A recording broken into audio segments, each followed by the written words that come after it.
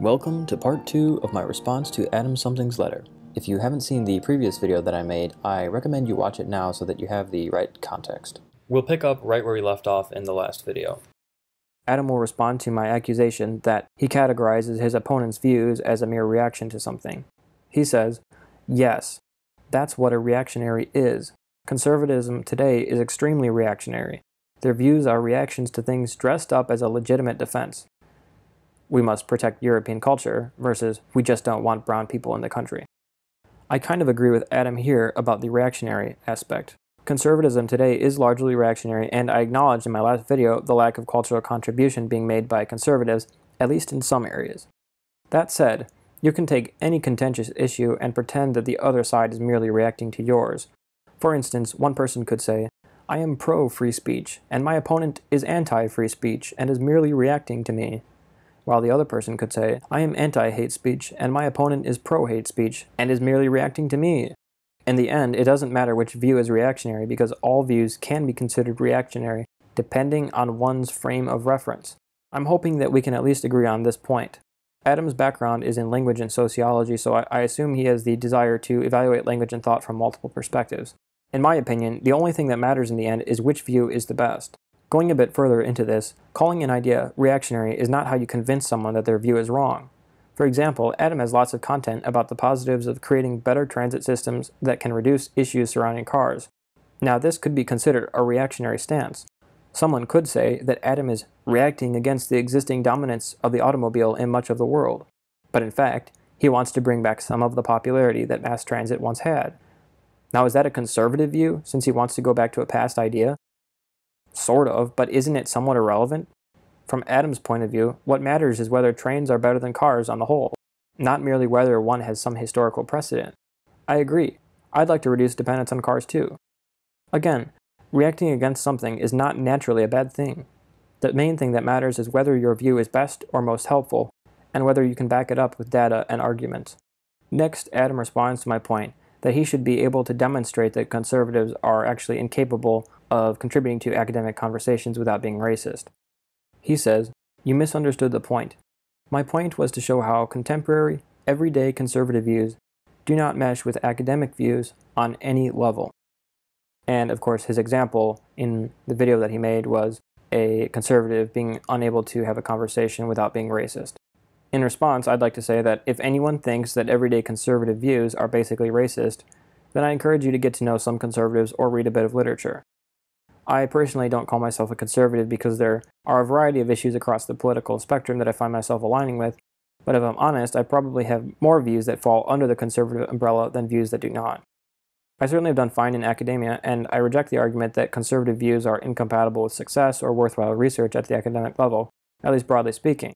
My experience is that political beliefs are irrelevant when it comes to actual competence.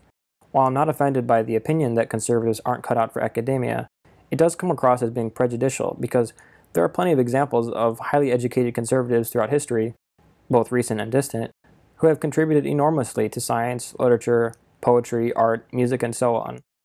And of course the same is true of leftists. But Adam would like to redefine the definition of conservative to include only people who hold views that are in complete contradiction with reality. Again, refer to his statement. His point was to say that contemporary, everyday conservative views do not mesh with academic views on any level. If this is true, then you might as well say that person with any conservative views equals idiot. Of course, if you genuinely believe that, then that's fine, but my hunch is that such a belief is pretty limiting and is a clue that you might be living in an echo chamber while accusing others of doing the same. What it comes down to, I think, is a disagreement about the definition of conservative. I generally agree with the dictionary definition of political conservatism, but Adam appears to be creating his own definition where being a conservative is synonymous with being racist, incompetent, irrational, and incapable of having an intelligent conversation within an academic context. I could say the same thing about leftists, and it would be just as bad of an argument.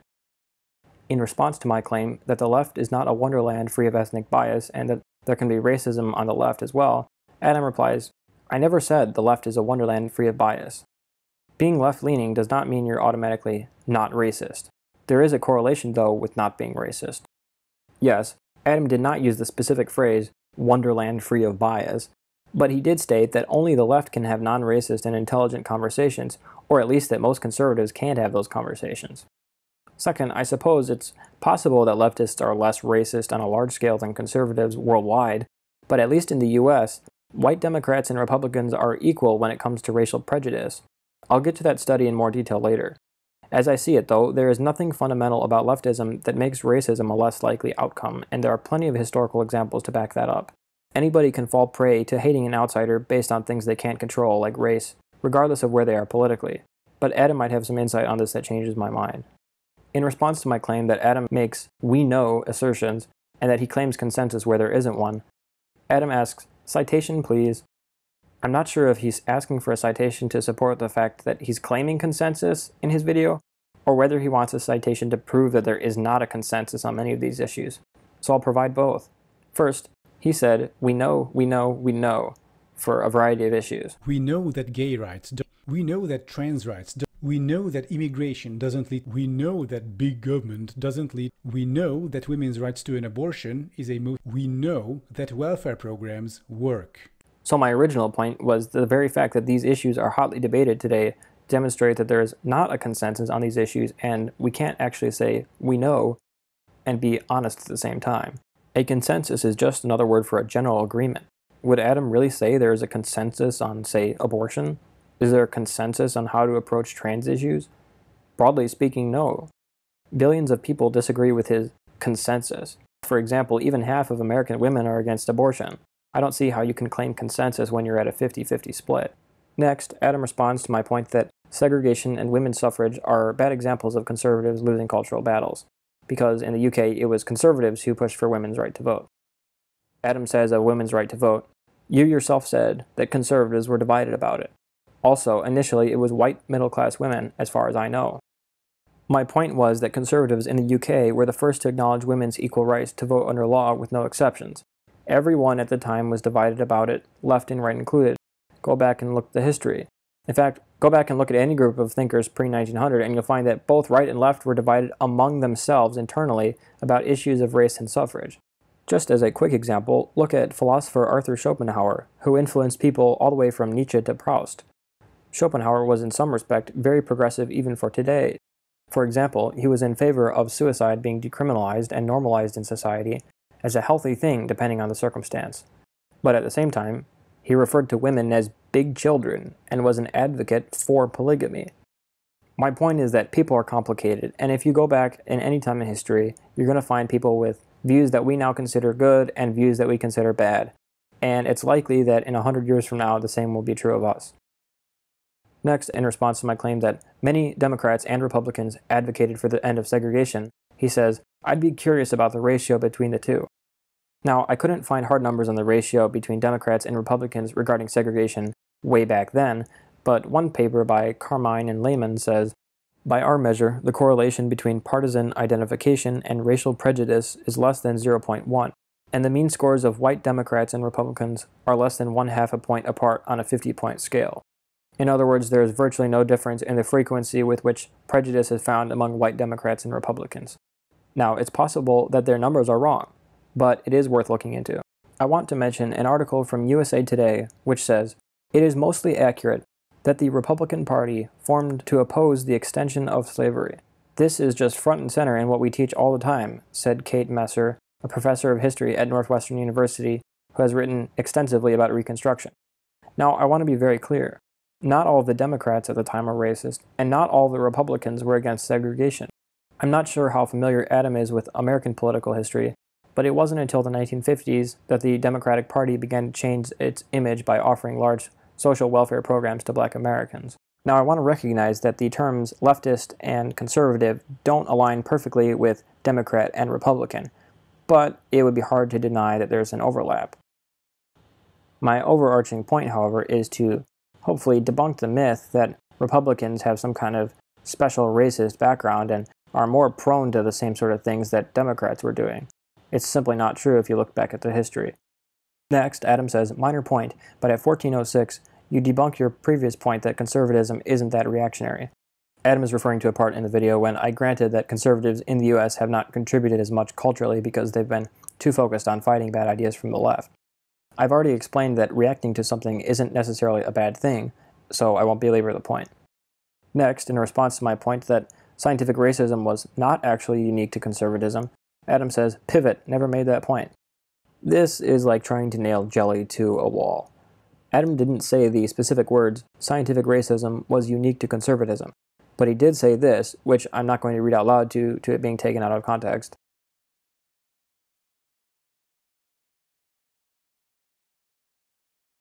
Which implies that if it weren't for the left coming along and saving us from the old racist ideas, conservatives who can only say brown people bad would still be promoting scientific racism. Next, in response to my hypothesis that the left is afraid of what they might find if they engaged in discussions with conservatives, Adam says, all the information about each other's views is freely available. Both conservative and left-leaning academics know each other's positions. Well, there's a difference between knowing each other's general views and knowing why someone holds the views they hold. For instance, I know that many leftists think that the best solution for a person experiencing, say, gender dysphoria is to medically transition through drugs, surgery, or both. I disagree. I don't think it is always the best solution, and if I offered to talk in a physical public forum about why I think this way, I would likely be protested and shut down. This is because this happens frequently to conservatives, but it does not happen frequently to leftists. If you think I'm making this up, I'll give an example. In 2016, Ben Shapiro, who I know you don't like, was at a California State University to give a speech.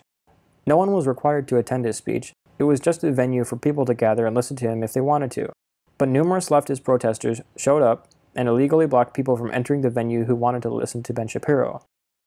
After the speech started, a protester in the building pulled the fire alarm in order to stop the speech. And this is how it's written. And there it is, gang. Now you might dislike Ben Shapiro, but that's irrelevant. There are a few things I can think of that are more fascist than preventing someone from talking. Next, Adam brings up a counterpoint. He asks, why don't huge conservative figures like Steven Crowder and Ben Shapiro debate big figures? Why is it that they only debate hapless college students? The latest example is the Steven Crowder vs. Sam Seder debacle. Look it up. Now, I don't speak for Steven Crowder or Ben Shapiro, but your statement is not even true. Ben Shapiro, for example, has been on with Bill Maher and Cenk Uygur and Sam Harris. I wish they were able to debate more leftists, but I have heard from a variety of conservative hosts that they reach out to hundreds of liberals and leftists asking to have debates, and no one bites. My theory, which is just a theory, is that they debate the college students because the college students are oftentimes the only ones willing to debate them. By the way, college students are basically adults. Ben Shapiro shouldn't feel bad for debating college students. Debate is ideally a way to get people thinking, and college is a great time for that. Now, I don't know much about Crowder, but I looked into the Sam Seder thing briefly, and it looks like Seder got on his show by being deceitful.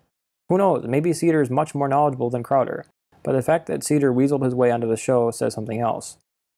Next, Adam responds to my point that the left cannot be categorically open-minded because they refuse to debate people and label them fools and bigots instead. Now, I won't read this because I don't want to get in trouble, but I'll put it on the screen.